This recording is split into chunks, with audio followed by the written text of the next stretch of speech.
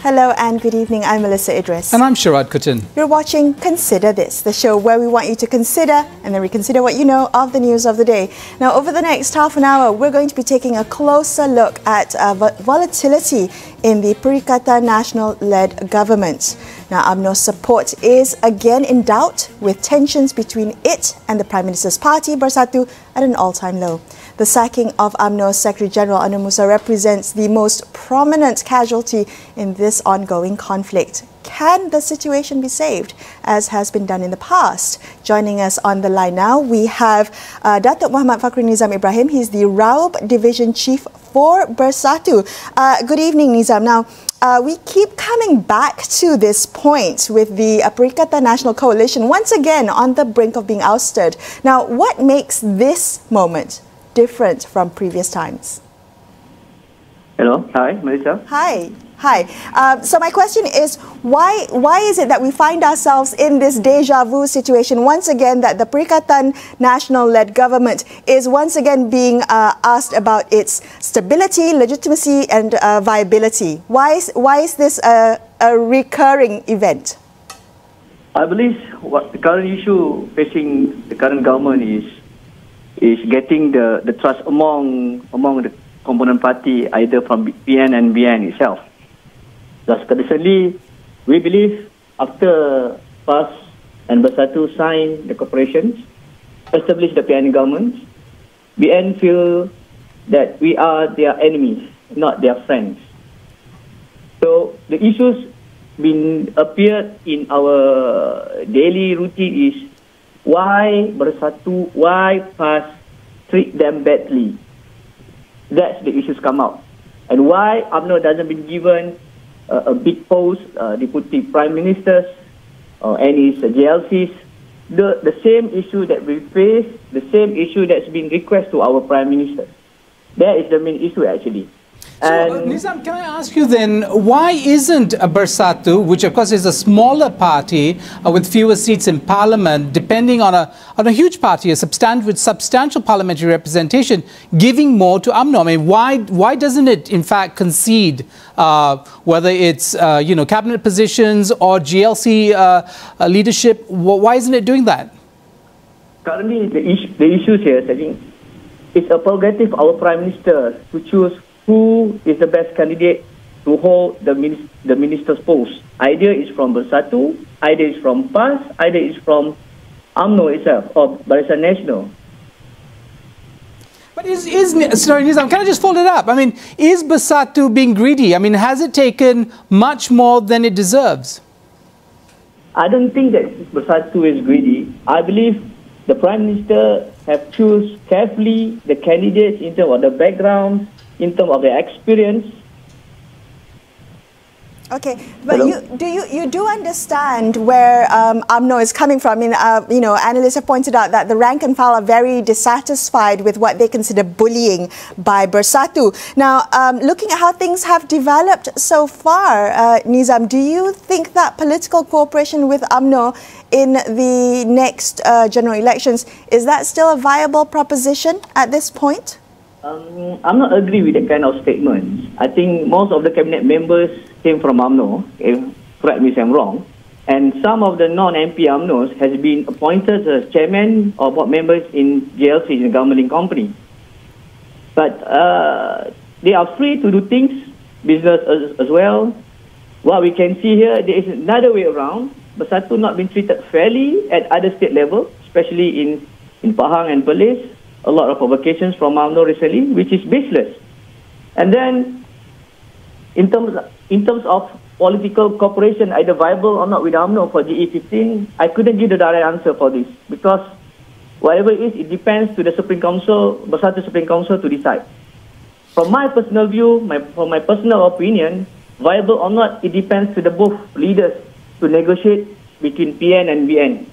The leader, both parties should know what is the best for the country and for the party member. A lot of area or perspective need to be considered in terms of the candidate issues, national issues, state issues. divisional issue and also the Communist Party. Nizam, I wonder if, since you mentioned party leadership, is part of the problem the leader of UMNO today? Is Zahid Hamidi, in fact, the source of the problem, and together with him, Najib Razak, the former president, because of concerns they have, personal concerns they have about the legal cases that are facing them? Do you think that they are, in fact, motivated by those personal concerns and are, kind of foisting that, projecting that onto a relationship between two parties that do otherwise cooperate quite well? To answer this, what we believe in Bersatu, we are not interfering at other party issues. What we just concentrating on serving the rakyat. In terms of the leadership from UMNO and the end, actually we leave to them to decide who is their best leader to lead them. I'm curious, Nizam, what the conversations are between Bersatu members, the party faithful. What exactly is the sentiment? Do they support continued cooperation with UMNO when there is so much bad blood at the moment? It's a very... Okay, actually, it's not for the party. It's a disaster for the Muslim and Malay-based community if the cooperation cannot be happen between both sides, because the Malay will be divided and give chance to the opposition to take control of the country. In a certain view, it gives the true color of UMNO in front of rakyat, while we are fighting against pandemic COVID-19, economic crisis, people lost jobs, people dying, flooding, but they are fighting for the power without thinking of the rakyat. I think for the Bersatu, for us, from my point of view, we move forward, follow our leader, and give the best to serve the rakyat. That's what we are trying to do now. So in terms of cooperating with UMNO, it depends to the both leaders to give the best decision for the country and also for the rakyat. And one of the most serious charges leveled against Basatu is that they are buying UMNO members and that they have a war chest to set up 8,000 branches across the country. The plans to fund those branches to the tune of 20,000 ringgit, which would take the total sum over 160 million, I believe. And also that, they were willing to pay each UMNO member who comes over 100 ringgit. I mean, what do you make of those charges levied against, or level rather, against Bersatu? Actually, this is false allegation and it's not true. And it's insulting to the people, to the UMNO members when they say this. We believe this is democratic country. We cannot stop people become a member of Bersatu, because anybody can become a member of Bersatu. What for we need to pay people to join Bersatu? Because now it's not the election time. What for we need to pay people to join Bersatu? So, for example, that we have, I read inside the news saying that we paid 20,000 for them to close down the UMNO branches and pay 100 for them to become a member. What for? Because I believe majority of Bersatu branches all over Malaysia, we don't have those kind of funds to do this. And we are not being trained to do this. Because bear in mind, Bersatu exists because we fight against corruption, we fight against power abuse and the kleptocracy. So that is our main objective why we exist. We want to do change, we want to do something new, we want to change something in our country. So if we are trying to do those kind of things, in other words, we are killing ourselves.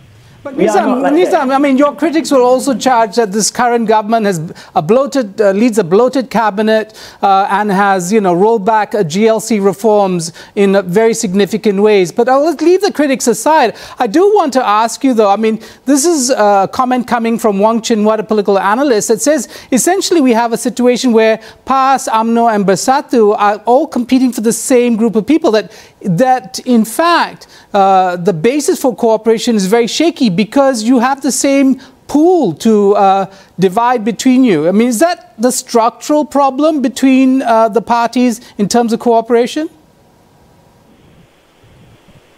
That's what I mentioned before.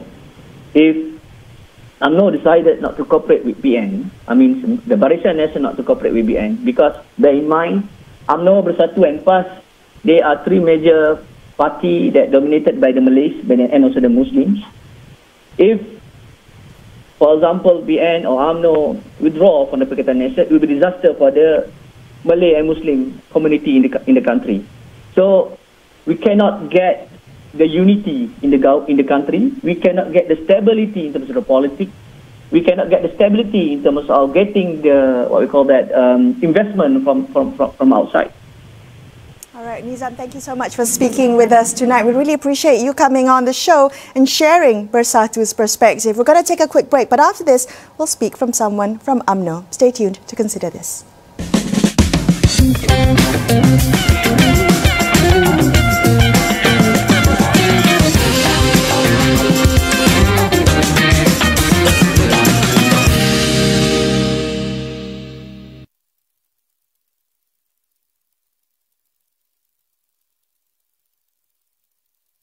COVID-19 is still on. It is our responsibility to adhere to all the regulations set by our Ministry of Health. We are in the era of a new norm. Face masks, social distancing, and also hand hygiene are just basics. We can do this together, and let's not take it easy.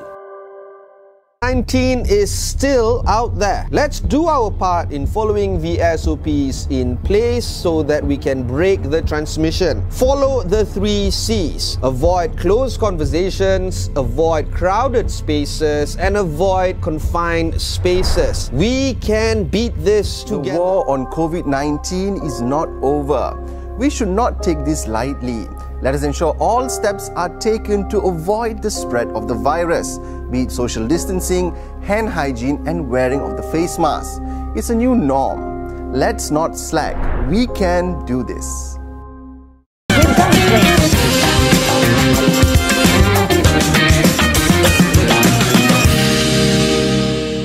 Hi, you're watching Consider This. I'm Melisa Idris. With me is Sharaad Kuttan. Tonight on the show, we're discussing if the tensions between UMNO and Bersatu have reached boiling point and if the situation can be saved as has been done in the past. Now, joining us, we have Bastien, an EXCO member of UMNO Youth. Bastien, good evening. Earlier today, Anwar Musa disputed that 189 out of the 191 UMNO divisions had opposed maintaining ties with Bersatu. I'm wondering, what do you make, Bastien, of the dispute over where the loyalties of UMNO grassroots are at the moment? I think that, hello, good evening. Yeah, thank you for having us today. First of all, I would like to reiterate that the loyalty of UMNO, obviously towards how the direction of UMNO and the leadership is taking us as a members. In a marriage, we understand that UMNO and Basatu agreed to form a government together with PAS. Of course, in any marriage, you will have a problem coming along. But this is something that you have to resolve over a discussion. And I believe that the leadership of the 2 parties, especially Basatu and UMNO, must sit down and ensure that the resolution speaks with the most of the members' aspiration. Well, what about you, Bastien? Are you happy in this marriage, or do you think there are grounds for divorce? Yeah, I'm happy with the marriage. It given us a second chance to prove that to the people that the party abilities to tackle the problem.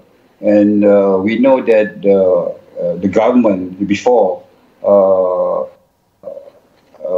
Pakatan Harapan, a government failed to meet with the people aspiration.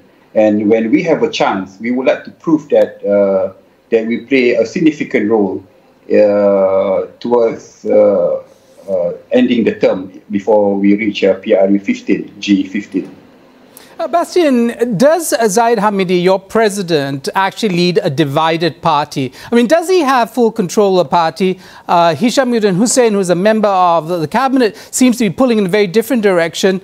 Is this essentially a divided UMNO, and is that what we see playing out at this point in time? I believe that the resolution that have been collected throughout the meeting that was held last week. And that resolution doesn't speak clearly what is the silent majority of UMNO members would like UMNO to go in the coming future.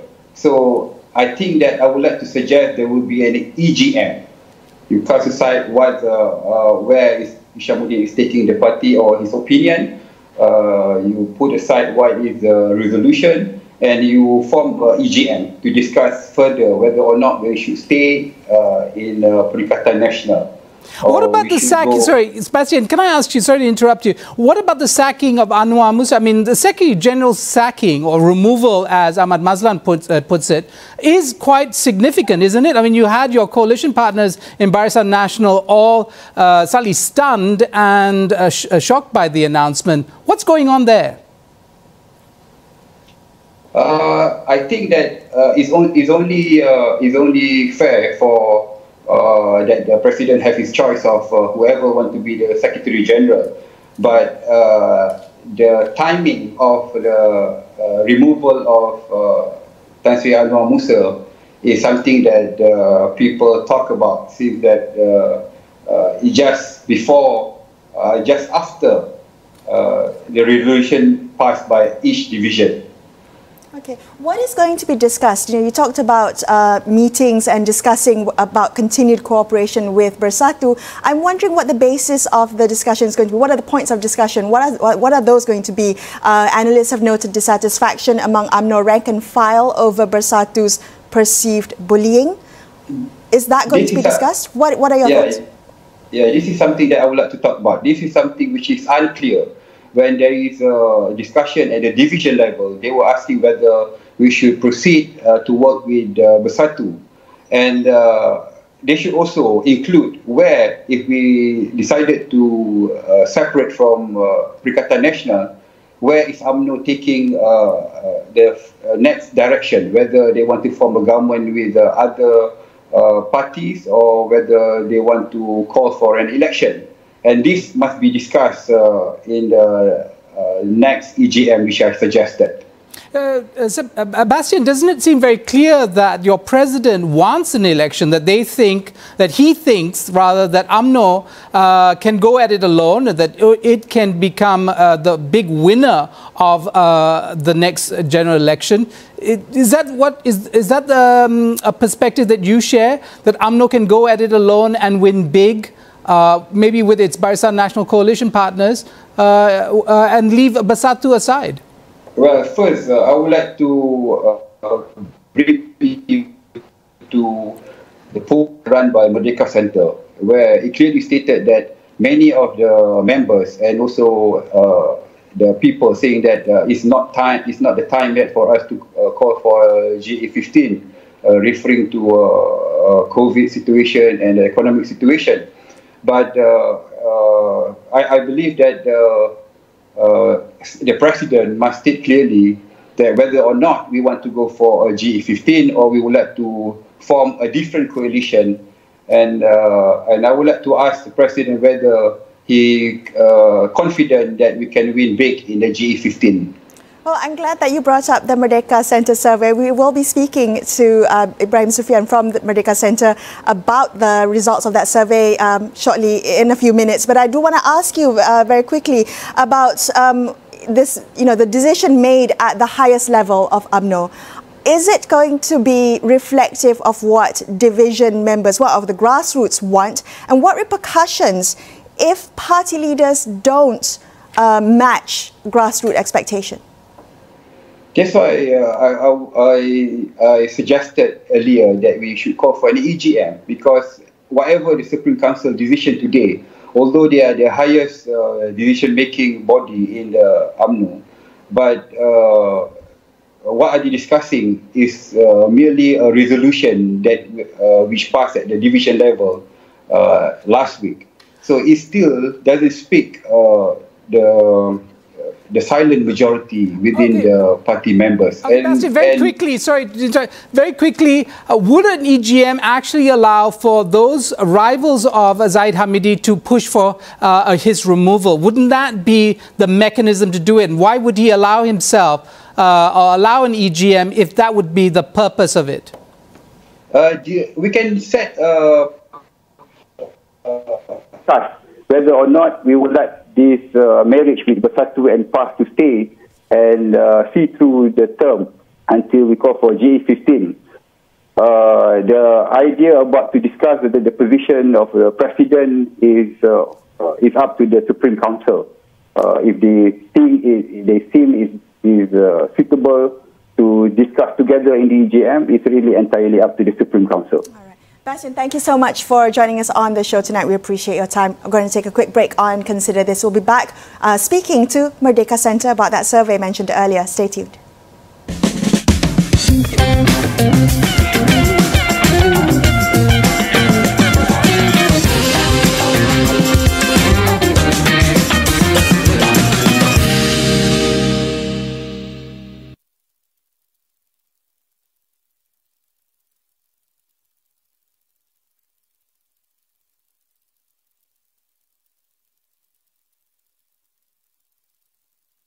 COVID-19 is still on. It is our responsibility to adhere to all the regulations set by our Ministry of Health. We are in the era of a new norm. Face masks, social distancing, and also hand hygiene are just basics. We can do this together, and let's not take it easy. 19 is still out there. Let's do our part in following the SOPs in place so that we can break the transmission. Follow the 3 C's. Avoid closed conversations, avoid crowded spaces, and avoid confined spaces. We can beat this together. The war on COVID-19 is not over. We should not take this lightly. Let us ensure all steps are taken to avoid the spread of the virus, be it social distancing, hand hygiene, and wearing of the face mask. It's a new norm. Let's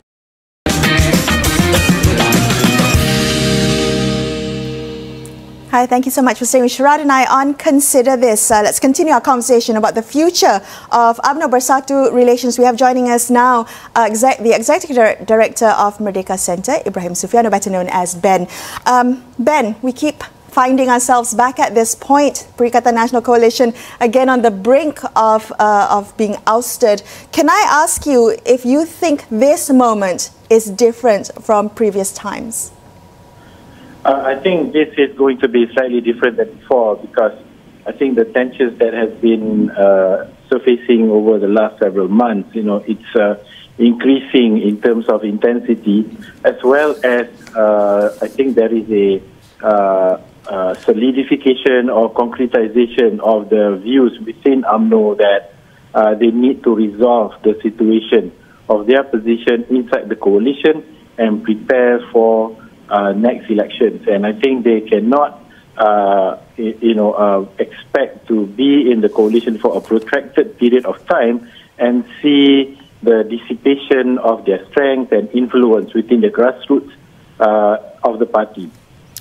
Ben, do you think that the sacking of UMNO Secretary General Anwar Musa represents a window on the fractured nature of UMNO itself? That, in fact, we're not talking about one UMNO acting in concert, but actually several UMNOs working with very different agendas in mind.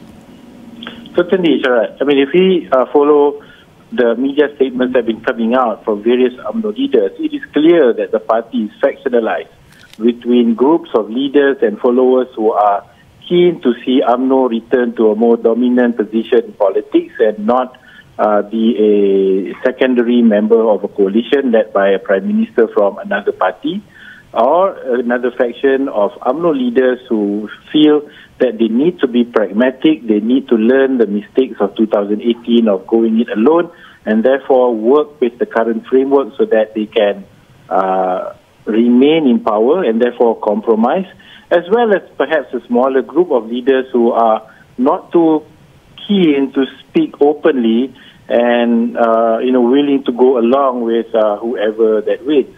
And within those groups are people who are keen to strike a coalition with PAS and those who want to go it alone as well. So it is definitely not one party, but it is several. But I think at the moment, challenge as it is, there is, I think, clear path being made by the party president, Zahid Hamidi. Okay, I want to ask you about that recent Merdeka Centre survey. It found that most Barisan Nasional supporters want UMNO to remain a part of the current Perikatan-led government. But on the flip side, you found that the preferences had changed when asked if UMNO should go into GE15 alone, go at it alone. So talk to us about this discrepancy. Yeah, there are, I think, a couple of main takeaway points from the survey.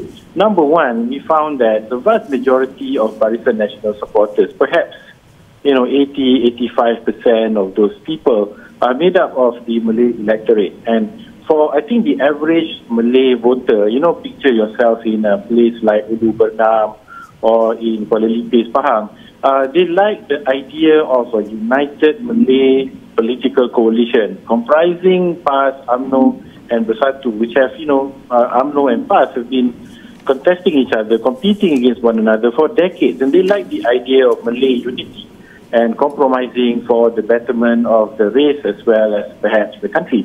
So for many people, they want UMNO to remain working in concert with these other parties.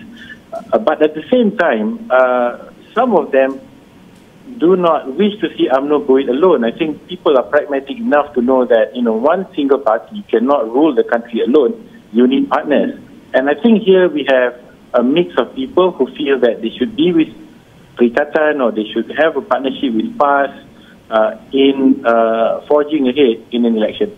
Ben, I spent many of my childhood holidays in Kuala Lumpur, so I have I like Kuala Lumpur, by the way. But, like my memories of Kuala Lumpur, is there a bit of nostalgia, myth-making around the idea of Malay unity? And is that, in some sense, and I want to ask you as a person, as a Malaysian thinking about the long-term future of this country, is Malay unity, in fact, part of the problem? That we need something more than Malay unity to get this country going? Well, Sharaad, it's a motherhood issue. Everybody likes unity. Everybody wants to be nice with one another at the open houses and Hari Raya. But I think the deeper meaning of what it means to be in a democratic system and the need to have a competitive political system, I think is sometimes lost, in the bigger political narrative. Because I think in the Malaysian political narrative, it's always been about us versus them, and the them being the unfortunate non-Malay political parties like the DSP and those other guys. So for the average Malay voters, the final point of having competitive politics that as voters, they then have the right to demand better service, better policies, and better governance from political leaders is sometimes lost, and lost over the myth of unity and being nice with one another, because while all of that is being mentioned, there's enormous problems going on with the country that remains unresolved. Ben, thank you so much for speaking with us tonight. We really appreciate your time and your insights. That's all we have for you on this episode of Consider This. I'm Melisa Idris. And I'm Sharaad Kuttan, signing off for the evening. Thank you so much for watching, and good night.